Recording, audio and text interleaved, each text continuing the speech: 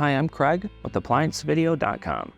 Today, we'll be taking a look at your temp and humidity sensor on this Whirlpool 4-door refrigerator.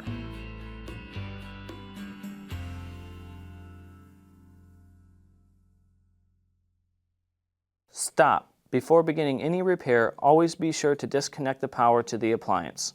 It is also recommended to test the outlet for the proper voltage. The main reasons why you'd be replacing this temp and humidity sensor would be if it's building up excess moisture on the outside, and it may be throwing an error code when you enter diagnostics. Now, click on the link below to view this repair video. ApplianceVideo.com guides you step by step, giving you the confidence to avoid recalls and callbacks, also saving time on repairs.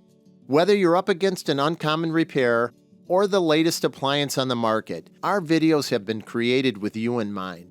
Our growing library of videos have been produced using our factory-certified technicians who have extensive infield experience over the past 30 years. ApplianceVideo.com provides high-quality repair videos that anyone can follow, regardless of their skill level. We are here to help. Click on the link below to view this repair video and let us help you do it right the first time.